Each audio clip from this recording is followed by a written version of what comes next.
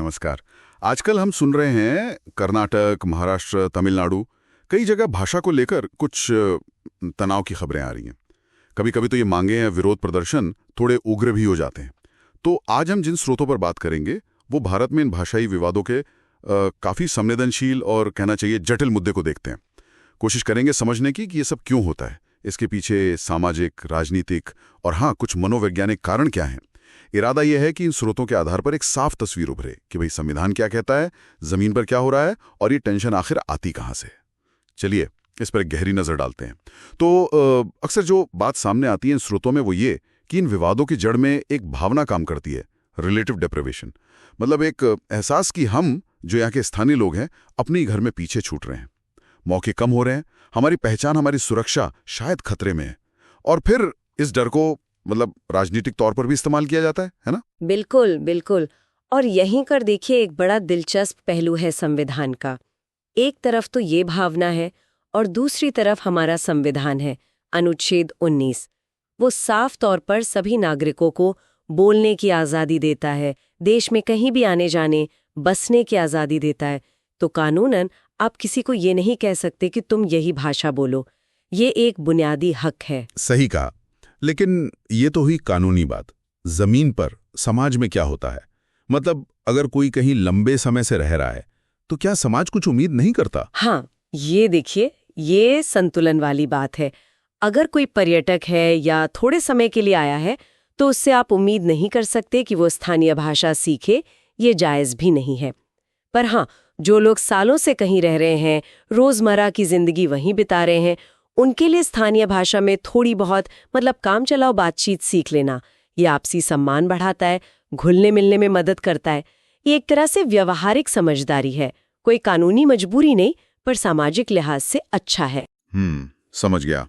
और ये जो पहचान का मुद्दा भाषा से जुड़ता है, ये इसका कोई ऐतिहासिक बैकग्राउंड भी है, जैसे राज्यों का बनना वगैरह? हाँ, बिल्कुल है। देखिए, आज़ादी के बाद जब भाषा के आधार पर राज्यों को दोबारा बनाया गया, पुनर्गठन हुआ, तो उसका मकसद तो नेक था कि सांस्कृतिक और भाषाई पहचान बनी रहे, प्रशासन आसान हो। लेकिन इसका एक नतीजा शायद अनअपेक्षित ये भी हुआ कि इससे क्षेत्रीय भाषाई गौरव वो बहुत बढ़ गया और इसने कहीं ना कहीं भविष्य के लिए विवादों का बीज भी बो दिए। अच्छा। और इसी से जुड़ा एक सवाल जो बार बार उठता है वो हिंदी की स्थिति को लेकर है। कई लोग मानते हैं कि हिंदी राष्ट्रभाषा है। संविधान क्या कहता है इस पर? ये एक बहुत ही आम मतलब गलत फहमी है।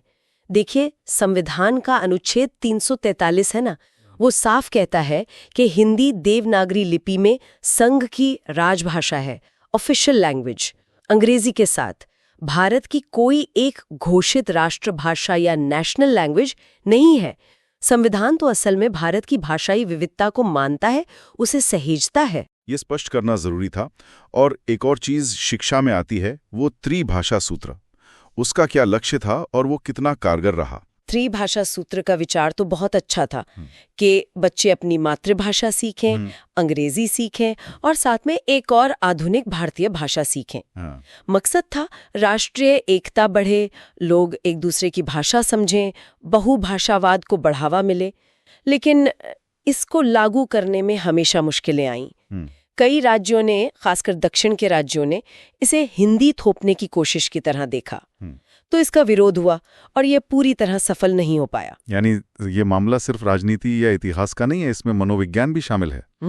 जैसे अपनी भाषा, अपना समूह, ये भावना। निश्चित रूप से ये तो मनुष्य का स्वभाव है। हम समूह में रहना चाहते हैं, अपनी एक पहचान बनाते हैं, और भाषा उस पहचान का एक बहुत बहुत ताकतवर प्रतीक है। वो हमें जोड़ती है, अपनेपन का एहसास दिलाती है। लेकिन यही भावना जब बहुत ज्यादा बढ़ जाती है तो फिर वो हम बनाम वो वाली दीवार भी खड़ी कर सकती है, दूसरों के प्रति संदेह पैदा कर सकती है। तो फिर इसका हल क्या हो? एक तरफ लोगों की भावनाएं हैं, उनका डर है, दूसरी तरफ संवैधानिक अधिकार हैं, राष्ट्रीय एकता की जरूरत भी है। हल तो देखिए कई स्तरों पर ढूंढना होगा। पहली बात तो साफ है, अगर भाषाई असहिष्णुता के नाम पर हिंसा होती है तो उस पर सख्त कानूनी कार्रवाई होनी ही चाहिए। वो देश के लिए खतरनाक है। लेकिन सिर्फ कानून से बात नहीं बनेगी। ऐसी नीतियां भी चाहिए जो लोगों के मन से डर और असुरक्षा की भावना कम करें।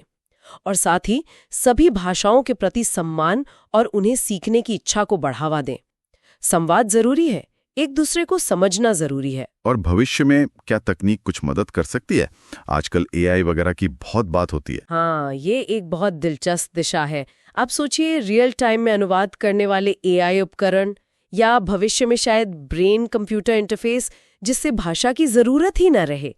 ये चीजें सैद्धांतिक रूप से भाषा की दीवार को तो काफी हद तक गिरा सकती हैं, संवाद को बहुत आसान बना सकती हैं। तो कुल मिलाकर इन स्रोतों से यही समझ आ रहा है कि भारत में भाषा का मुद्दा बहुत पेचीदा है।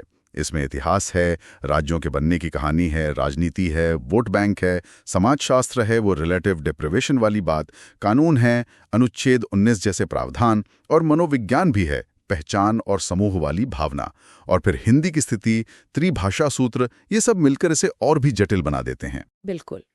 और अंत में एक सवाल शायद हम सबके सोचने के लिए छोड़ सकते हैं।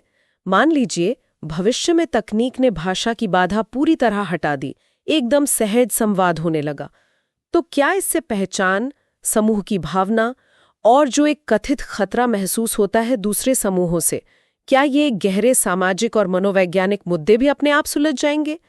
या इंसान फिर बंटने और अपनी अलग पहचान जताने का कोई नया तरीका, कोई नया आधार ढूंढ लेगा? इस पे सोचना दिलचस्प होगा।